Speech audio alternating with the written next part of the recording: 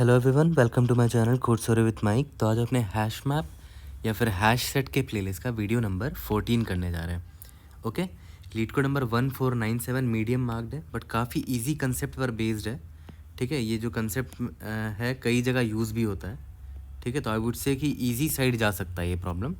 ठीक है, थोड़ा सा मोटिवेशन देखो यार, आज 1 अक्टूबर है, बचा है, नवंबर बचा है, दिसंबर बचा है, 3 महीने हैं तुम्हारे हाथ में। अगर चेंज कर सकते हो तो करके दिखा दो। ठीक है, अभी से ही लग जाओ। ठीक है, अपने गोल की तरफ हार्ड वर्क करो। You have to achieve it by the end of this year so that you start fresh from 2025। ठीक है, I want that change from you, I want that good news from you कि भैया मेरा ये गोल था और मैंने अचीव कर लिया bye the end of this year, December and में। ठीक है, आई will be waiting for the messages कि आपने क्या गोल बनाया है और क्या आपने अचीव किया है। कुछ भी हो सकता है, फिटनेस हो सकता है, ठीक है, या फिर प्लेसमेंट हो सकता है, या फिर कोई कोर्स आप कर रहे हो, anything, it can be anything, but try to do something productive. Okay, I will be waiting. And if you want to know by about my life behind the scenes you can refer to this channel. Question पर आते हैं। Check if array pairs are divisible by k. Given an array of integers ARR of even length and an integer k. आपको एक अरे दिया होगा और एक के का वैल्यू दिया रहेगा होगा, और जो अरे का जो लेंथ होगा ना वो इवन होगा। ठीक है, we want to divide the array into exactly n/2 pairs such that the sum of each pair is divisible by k. इसमें पेयर बनाना, मान लेते हैं आपने 1 का आपने 4 से पेयर बना दिया, 2 का आपने 8 से बना दिया, एंड सो ऑन, अपने पेयर बना दिया उनका। बट पेयर ऐसा बनाना है सच दैट उन दोनों का जो सम होगा, एक पेयर में जो सम होगा, इस मान लेते A कॉमा B है, इन दोनों का सम जो है वो K के बराबर आना चाहिए। सॉरी, आई मीन वो डिविजिबल बाई K होना चाहिए। ठीक है, यहाँ तक क्लियर है। Return true if you can find a way to do that और अ फॉल्स अदरवाइज। अगर आप ऐसे पेयर में बांट सके इस अरे के सारे एलिमेंट्स को तो आंसर ट्रू होगा, नहीं तो आंसर फॉल्स होगा। ठीक है, यहाँ तक क्लियर है। ओके, जैसे यहाँ पर देखो, यहाँ पर आप कर पा रहे हो, पहला वाला जो एग्जाम्पल है ना, इसमें इस 1 को आप इस 9 से अगर पेयर कर दो तो 1,9 दोनों का सम जो है वो डिविजिबल बाई 5 है, ऑब्वियस सी बात है। सिमिलरली इस 2 को आप 8 से पेयर कर सकते हो, 2 + 8 डिविजिबल बाई 5 होता है, 10 है, ये भी 10 है। 3 को 7 से पेयर कर दो, 4 को 6 से पेयर कर दो, 5 को 10 से पेयर कर दो, सारे लोग 5 से डिविजिबल है, तो आंसर हमारा ट्रू होगा। मतलब पॉसिबल है पेयर कर पाना यहाँ पर, है ना। n/2 पेयर बना लिया मैंने, जिसमें सभी के सभी का सम जो है वो k से डिविजिबल है। इस एग्जांपल पर आते हैं।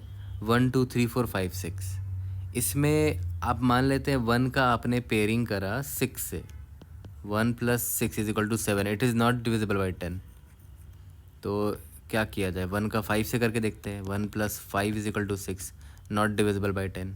4 से करके देख लेते हैं, 1 + 4 not divisible by 10, 1 + 3 not divisible by 10। मतलब पेयर बन ही नहीं पा रहा है किसी का, है ना। इस 1 का किसी से पेयर बन ही नहीं पा रहा है, तो ये तो कहानी से ही गया।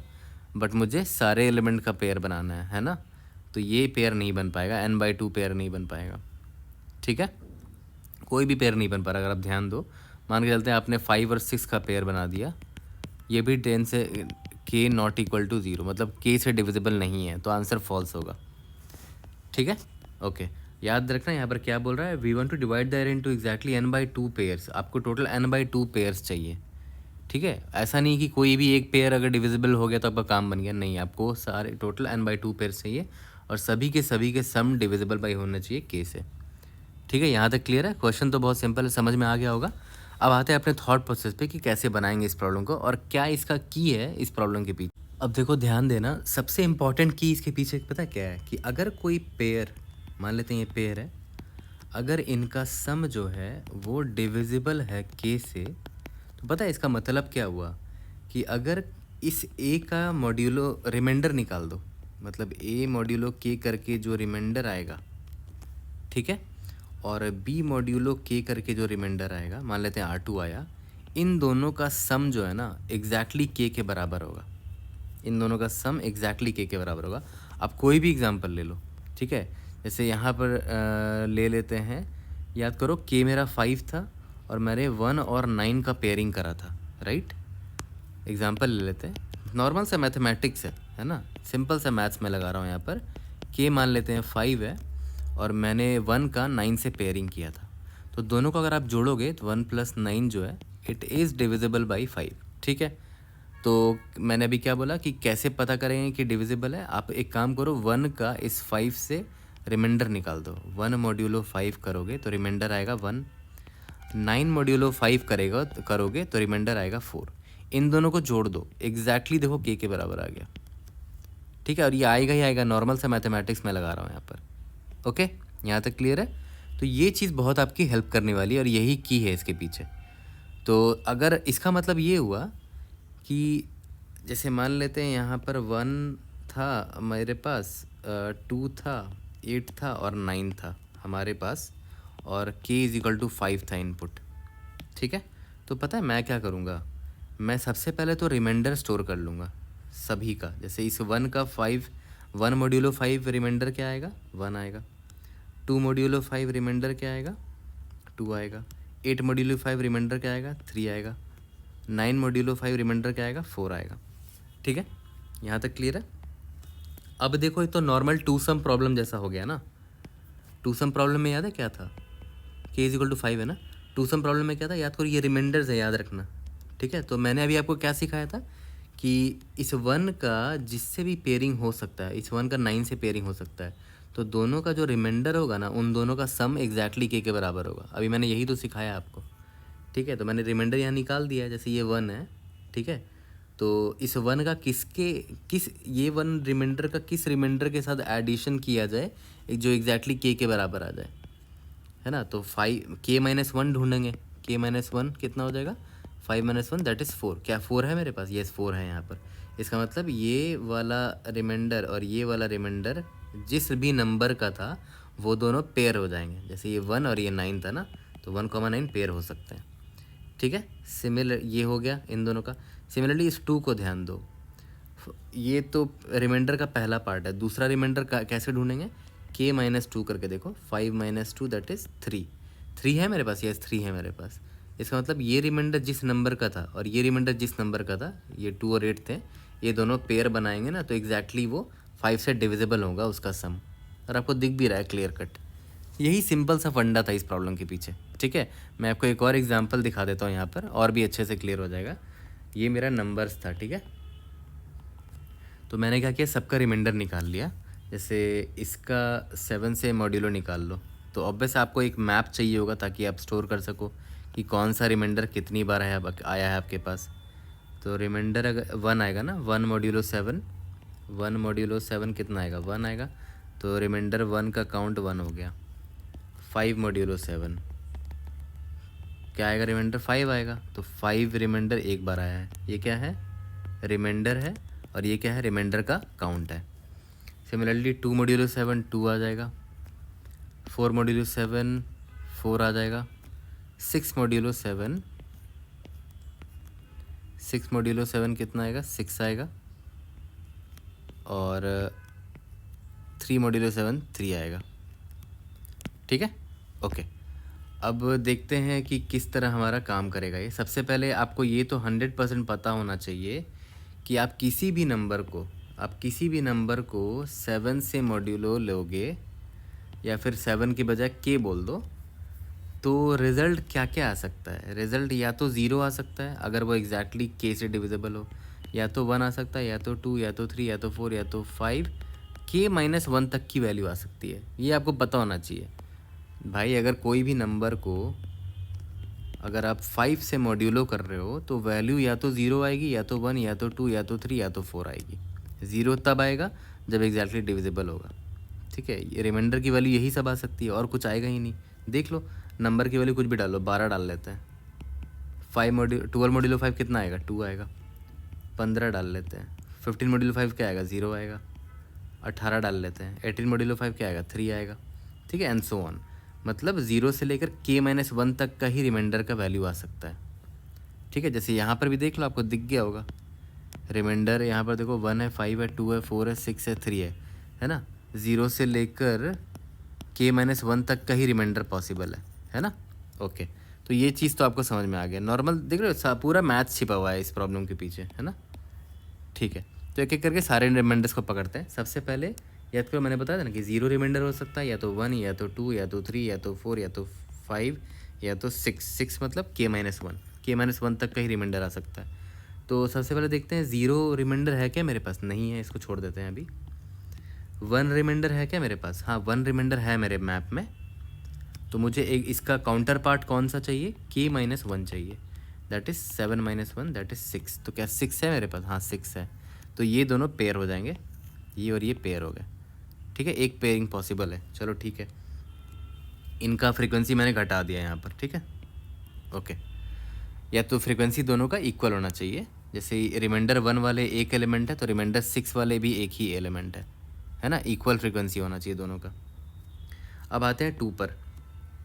तो ये 2 एक रिमाइंडर है, तो इसका काउंटर पार्ट कौन चाहिए मुझे, k-2 चाहिए, यानी कि 7 - 2 दैट इज़ 5 चाहिए। तो 5 है क्या, हाँ 5 है ना, ये रहा 5, ये था 2 था और ये 5 था। दोनों का फ्रीक्वेंसी देखो तो एग्जैक्टली सेम है ना, मतलब पेयर अप हो सकता है, पेयर्स बना सकते हैं हम लोग, है ना ओके। यहाँ तक तो समझ में आ रहा होगा। इसके बाद आते हैं 3 पर। तो काउंटर पार्ट क्या होगा, k-3 दैट इज़ 7 - 3 = 4। तो 3 कहाँ दिख रहा है मुझे, 3 मुझे यहाँ दिख रहा है, इसकी फ्रीक्वेंसी 1 है और इसके काउंटर पार्ट की फ्रीक्वेंसी जो 4 है उसकी भी 1 ही है, हाँ मतलब पेयर अप हो सकता है। अब पूरा फोकस दो एक बहुत ज़रूरी पॉइंट पर।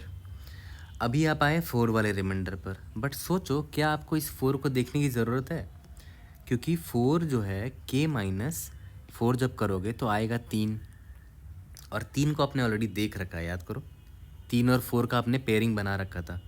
ये रहा 3 का काउंटर पार्ट 4 था, तो 4 का काउंटर पार्ट 3 होगा, ठीक है, तो इसको देखने की ज़रूरत ही नहीं थी।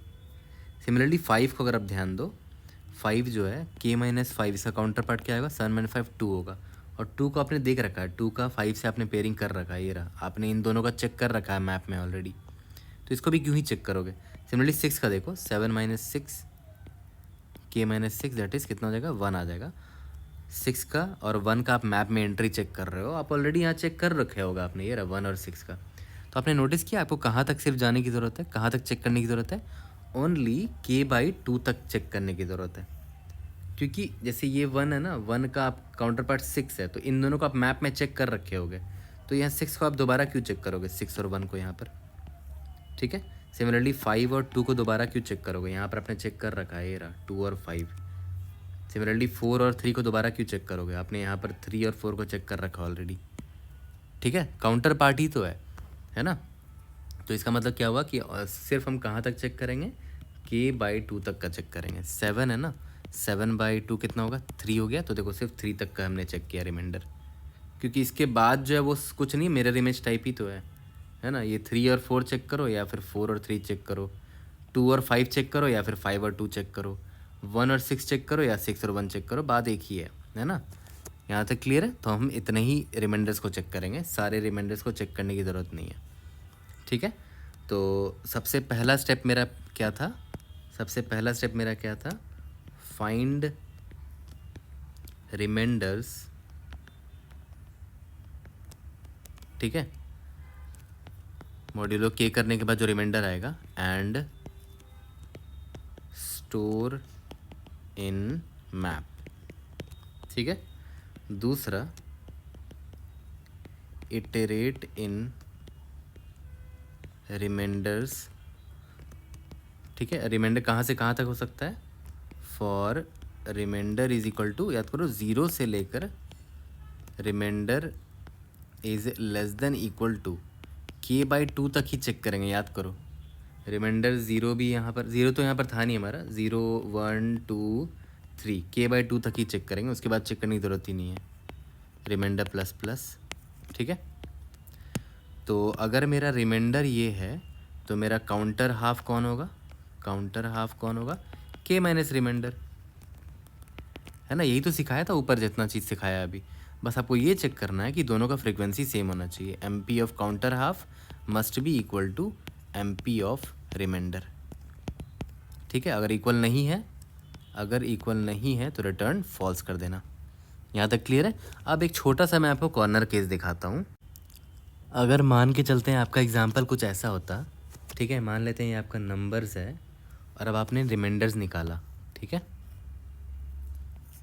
तो चलो रिमाइंडर निकालते हैं। ये आपका रिमाइंडर होगा, ये आपका काउंट होगा, हर रिमाइंडर कितनी बार आया है। तो सबसे पहले 10 है, 10 मॉड्यूलो के का वैल्यू 5 है, 10 मॉड्यूलो 5 कितना आएगा, 0 आएगा क्योंकि डिविजिबल है, तो रिमाइंडर 0 है, उसका काउंट 1 आ गया। सिमिलरली 15 जो है ये भी मॉड्यूलो 5 0 आएगा क्योंकि वो डिविजिबल है, तो रिमाइंडर 0 काउंट देखो 2 आ गया। सिमिलरली 20 मॉड्यूलो 5 भी 0 होता है, रिमाइंडर 0 फिर से आ गया, काउंट 3 हो गया। 30 भी जो है वो 0 टाइम्स है, सॉरी 30 ये 5 से डिविजिबल है, तो काउंट रिमाइंडर 0 फिर से आ गया, उसका काउंट मैंने 4 कर दिया। ठीक है, तो अब एक चीज़ ध्यान दो यहाँ पर कि अगर रिमाइंडर 0 है, ठीक है, रिमाइंडर अगर 0 है तो उसका काउंटर पार्ट क्या होगा, k minus 0 that is 5 minus 0 that is 5 होगा। बट 5 तो अवेलेबल ही नहीं है मेरे मैप में 5 अवेलेबल नहीं है, तो इसका मतलब क्या है कि गलत है ये, नहीं गलत नहीं है, आंसर तो आ ही सकता है ना इसका। देखो ध्यान दो, आप पेयरिंग तो बना ही सकते हो, 10 और 15 का पेयरिंग कर दो, 20 और 30 का पेयरिंग कर दो, पेयर तो बन ही गया, हमारा आंसर ट्रू होना चाहिए था। बट आपको रिमाइंडर 0 का फ्रीक्वेंसी 4 दिख रहा है मैप में, बट इसका जो काउंटर पार्ट है यानी कि k माइनस 0 यानी कि 5, इसका एंट्री है ही नहीं मैप में।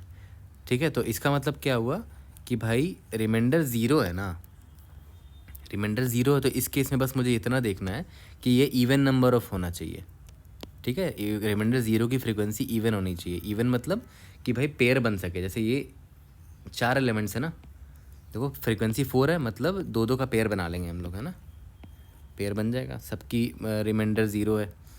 ठीक है, मतलब सारे लोग डिविजिबल है के से, तो उनका पेयर भी डिविजिबल ही होगा, पेयर का सम भी डिविजिबल होगा के से। तो बस आपको ये देखना है कि ये इवन नंबर ऑफ टाइम्स आना चाहिए अगर फ्रीक्वेंसी रिमाइंडर अगर 0 है तो। ठीक है, यहाँ तक क्लियर है। तो रिमाइंडर 0 को हम अलग से भी चेक डाल देंगे, स्टार्टिंग में ही डाल देंगे कि अगर मैप में मेरे जो 0 रिमाइंडर है, ये 0 क्या है, ये रिमाइंडर है मेरा, इसका जो फ्रीक्वेंसी है अगर वो 2 से डिविजिबल नहीं होता है, ठीक है, तो मैं रिटर्न क्या कर दूंगा, फॉल्स कर दूंगा। ठीक है, क्योंकि आप खुद सोचो, मान लेते हैं यहाँ पर 30 नहीं होता, तो हमारा रिमाइंडर 0 का काउंट कितना होता, 3 होता है ना, 3 होता, तो ऑब्वियस सी बात है 10 और 15 का तो पेयरिंग कर देते हैं, फिर 2 का किससे पेयर करते हैं आप, है ना, ऑब्वियस सी बात है। या फिर आप ऐसे मान लो, अच्छा ये हमारे अरे हमेशा इवन साइज़ का होगा, सॉरी, तो 10 15 है, मान लेते हैं यहाँ 20, यहाँ पर 3 होता, तो फ्रीक्वेंसी ऑफ 0 कितना है देखो तो 3 है। ओके, क्योंकि ये तीनों डिविजिबल है, और ये रिमाइंडर 3 मॉड्यूलो 5 रिमाइंडर कितना आएगा, 3 आएगा, इसका फ्रीक्वेंसी 1 है। ठीक है, तो देखो जो फ्रीक्वेंसी 0 है सॉरी जो रिमाइंडर 0 है उसका फ्रीक्वेंसी सिर्फ 3 है ना, तो आप इधर ही आंसर फॉल्स रिटर्न कर सकते हो, क्योंकि देखो इन तीनों का रिमाइंडर 0 था, आपने क्या किया, इन दोनों का पेयरिंग कर दिया। अब ये 20 किसी से पेयर हो ही नहीं पा रहा है, ये 20 किससे पेयर हो पाता, जिसका 5 से, जो 5 से डिविजिबल होता है, बट 5 से कोई और डिविजिबल है ही नहीं इस 20 के अलावा। ठीक है, तो सिंपल सी बात है कि अगर 0 रिमाइंडर की फ्रीक्वेंसी ऑड है तो आंसर फॉल्स हो जाएगा। ठीक है, यहाँ तक क्लियर है। तो ऑलमोस्ट सारी पॉइंट्स हमने कवर कर लिए हैं इसमें। ठीक है, और तो यहाँ पर हम रिमाइंडर 0 से ना करके रिमाइंडर 1 से स्टार्ट करेंगे, और रिमाइंडर 0 का पहले ही चेक डाल देंगे कि इफ़ हमारे मैप में रिमाइंडर 0 की फ्रीक्वेंसी 2 से डिविजिबल नहीं है तो रिटर्न फॉल्स इधर ही कर दो। ठीक है, यहाँ तक क्लियर है, ये इंपॉर्टेंट पार्ट था। और एक और सबसे इम्पोर्टेंट पार्ट क्या था कि आपको पूरा रिमाइंडर चेक करने की ज़रूरत ही नहीं है, छोटा सा ऑप्टिमाइजेशन मैंने आपको एक और करवा दिया, आप k/2 तक का ही रिमाइंडर का चेक करो। ठीक है, क्योंकि आपको काउंटर पार्टी तो चेक करना है मैप में, है ना, तो सेम चीज़ बार बार क्यों चेक करोगे। ओके, पूरा देखा था, पूरा मैथ्स छिपा हुआ था इसमें, बट हम कोड करने के लिए तो डेफिनेटली रेडी हो गए, एंड आई एम श्योर आप कोड अब कर लोगे। एक और छोटा सा ऑप्टिमाइजेशन बताता हूँ, मैंने आपको जस्ट अभी बोला कि जो रिमाइंडर होगा k से डिवाइड होने पर जो रिमाइंडर आता है वो 0 to k-1 ही आता है, और कोई वैल्यू नहीं हो सकता। तो हमारे मैप का साइज़ कितना होगा ज़्यादा से ज़्यादा, या तो 0 से लेकर k-1 तक का रिमाइंडर आ सकता है इस मैप में, है ना। तो मैप का साइज़ ज़्यादा से ज़्यादा कितना होगा, के होगा, ठीक है। तो एक काम करते हैं ना, मैप ना लेके एक वेक्टर ही ले लेंगे ना, एक वेक्टर ले लेंगे इंटीजर, इसका नाम मैप MP जो भी है इसका नाम रख देंगे, इसका साइज़ के रख देंगे, ठीक है। और जो भी रिमाइंडर आएगा मेरा, जो भी रिमाइंडर आएगा, मान लेते हैं रिमाइंडर 1 आया, तो इस वेक्टर में इंडेक्स नंबर 1 पे उसका फ्रीक्वेंसी डाल देंगे। मतलब मैं बोल रहा हूँ कि आप वेक्टर को भी यूज़ कर सकते हो एज अ मैप इस केस में, ठीक है। क्योंकि जो भी रिमाइंडर की वैल्यू आएगी वो 0 से k-1 के ही बीच में आएगी, है ना। तो मैं इस इंडेक्स 0 1 2 सो ऑन k-1 तक यहाँ पर फ्रीक्वेंसी स्टोर कर लूँगा उनका, ठीक है। यहाँ तक क्लियर है। तो मैं मैप ना लेके वेक्टर ले लूँगा, कोई फ़र्क नहीं पड़ता, आप मैप लेकर भी बना सकते हो, ठीक है। तो जल्दी से इसका कोड करते हैं, इसको फिनिश करते हैं। तो चलो इसका कोड करते हैं। सबसे पहले मैंने क्या बोला कि मैं एक मैप ले लूँगा या फिर एक वेक्टर ले लूँगा, वेक्टर ऑफ इंट, इसका नाम MP रख देते हैं, के साइज़ होगा इसका, और अभी सबकी वैल्यू 0 है। और ये क्या स्टोर करेगा, मैं यहाँ पर लिख देता हूँ कि MP of R is equal to X का मतलब क्या हुआ, that remainder R has frequency X, ठीक है। यहाँ तक क्लियर है। मतलब इतनी बार ये रिमाइंडर आया है, X टाइम्स ये रिमाइंडर R आया है, ओके। तो सबसे पहले रिमाइंडर स्टोर करना स्टार्ट करते हैं, int and num in ARR, ठीक है। तो सबसे पहले रिमाइंडर निकाल लेते हैं, remainder will be equal to num modulo k, ठीक है। और हमारे MP में उसको स्टोर कर देते हैं, रिमाइंडर प्लस प्लस। यहाँ तक क्लियर है, ओके। अब जब रिमाइंडर स्टोर कर लिए तो सबसे पहले ये चेक डाल देते हैं कि इफ़ MP ऑफ 0, मतलब इसका 0 का जो काउंट है, 0 रिमाइंडर का जो काउंट है, अगर वो 2 से डिविजिबल नहीं है, ठीक है, तो रिटर्न फॉल्स अभी ही कर दो, ठीक है। For int remainder is equal to 1 से स्टार्ट करते हैं, remainder less than equal to k/2 तक ही जाएगा, रिमाइंडर प्लस प्लस, ठीक है। ये फॉर लूप मैंने आपको सिखाया था। इसका काउंटर हाफ निकाल लो, k माइनस रिमाइंडर, ठीक है। दोनों की फ्रीक्वेंसी सेम होनी चाहिए, यानी कि MP ऑफ काउंटर हाफ अगर not equal to MP of rem होता है तो रिटर्न फॉल्स कर दो, और हर जगह इक्वल आए तो लास्ट में रिटर्न ट्रू कर दो। एक इसमें प्रॉब्लम मुझे पता क्या दिख रहा है कि हमारा जो नंबर है ना वो नेगेटिव भी हो सकता है।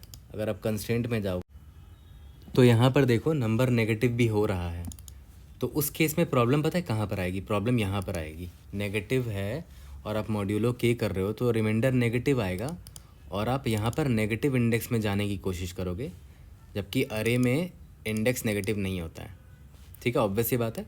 तो आपको पता होगा, आई थिंक ऑलरेडी आपने कर रखा होगा इन तरह के प्रॉब्लम्स। अगर नेगेटिव नंबर होता है तो उसका रिमाइंडर कुछ ऐसे निकालते हैं, पहले तो रिमाइंडर निकाल दो, उसमें फिर से प्लस के करके दोबारा से के से रिमाइंडर निकाल दो। ये आपको ऑलरेडी पता होगा, इस तरह के प्रॉब्लम्स आपने बना रखे होंगे ऑलरेडी। तो ये ना नेगेटिव रिमाइंडर को हैंडल करने के लिए क्या आता है, हैंडलिंग नेगेटिव रिमाइंडर्स, ठीक है। ये याद रखना, अगर आपको नहीं पता तो इसको नोट कर लेना कहीं पर, नॉर्मल सा मैथ से इसके पीछे रन करके दिखाता हूँ। टाइम कॉम्प्लेक्सिटी आपको clear cut O of n दिख रहा है ना, क्योंकि देखो ये O ऑफ n टाइम्स चल रहा है और ये तो O ऑफ k/2 टाइम्स चल रहा है। तो ओवरऑल O ऑफ n हमारा टाइम कॉम्प्लेक्सिटी हो गया, हमारा स्पेस O ऑफ k हो गया यहाँ पर, है ना, ठीक है। हमारा स्पेस जो है यहाँ पर देखो O ऑफ k यहाँ पर मैंने लिया है, O ऑफ k, ठीक है। सबमिट करके देखते हैं, we should be able to pass all the cases. कोई भी डाउट होता है raise in the comment section, I will try to help you out. See you guys in the next video. Thank you.